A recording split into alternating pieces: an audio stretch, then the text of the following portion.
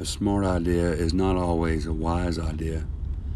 Once, when I was a little kid, my dad would always take me fishing, and one in particular time, on a rather dark or late in the evening day during the fall, we went fishing.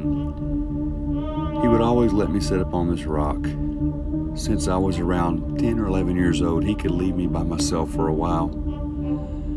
I'm casting the line, and for some reason this day I'm always getting my line stuck in the tree.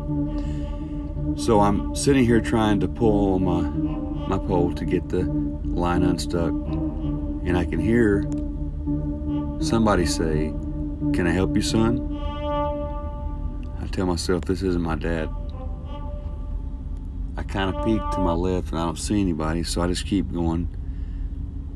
But at the same time, I look over to my left again, but I can see my dad. He's sitting on a tree stump, and he's just quietly fishing, like he always told me to do.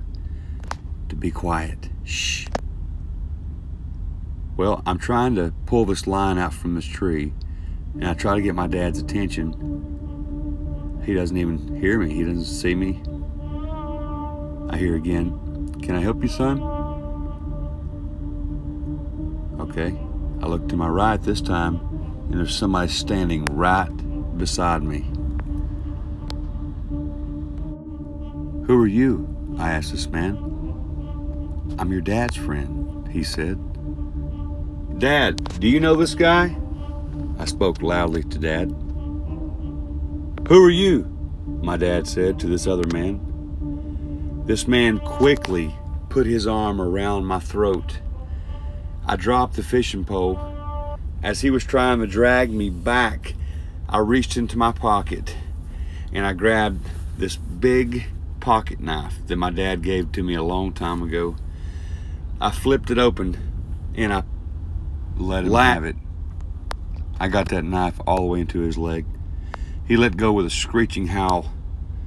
He tried to take off running, but by then my dad had already caught up to him. My dad had done the same thing. He put his arm around the guy's throat. He said, "What are you going to do now, Buster?" The guy was still screaming because the knife was still in his leg. My dad pushed him down on the ground. He grabbed the knife, threw it down away to his left, grabbed the other guy that was on the ground by the neck and picked him up. My dad is a really strong guy. He picked him up all the way off the ground and was squeezing him. It looked like he was trying to choke him out. "Dad, I'm all right," I said. "I can't stand it," Dad said very viciously. But while he was very angrily squeezing this man's throat, you could see the life just leave his face. "Dad, I think he's good now." At this time, my dad let go and he falls to the ground. "We got to go, son," he said. "Dad, what about him?" "We got to go, son," Dad said.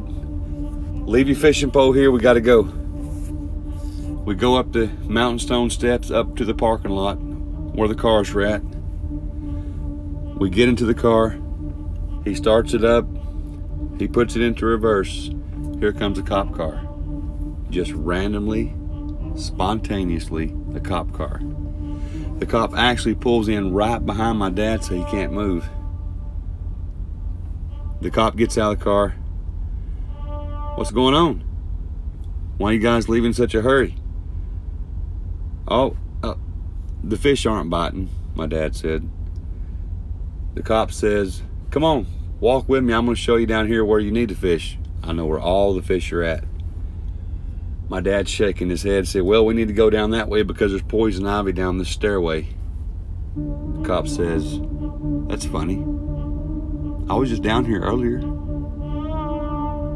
My dad, he's still shaking his head. As we're walking down the stairs to get down to where the grass and the embankment to the water is, the guy is gone. Our fishing equipment is still there, but the guy is gone. The cop says, "Is this y'all's stuff?" "Oh yeah, we were just gonna go get lunch and come back."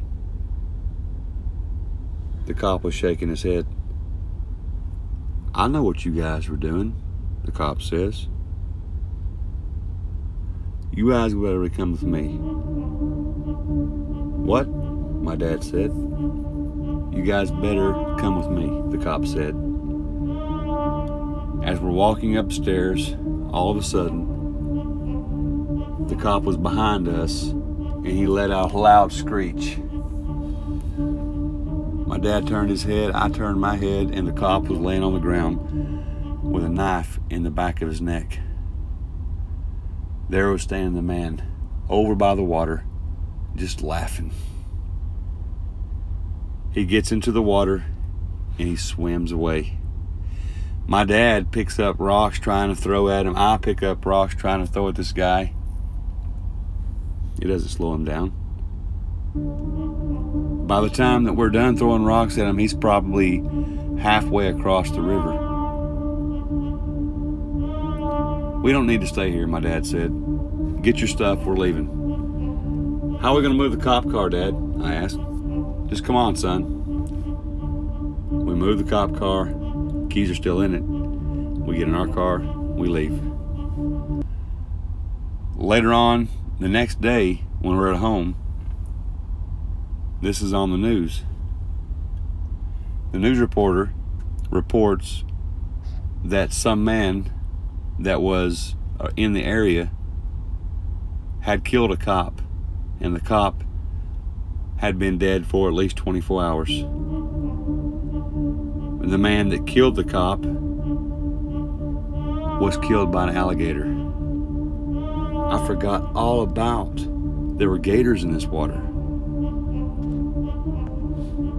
"Good for him. Good for him," my dad said. I'm just kind of shaking my head as he's watching the news. However, I don't think I'm going to be going fishing for a little while.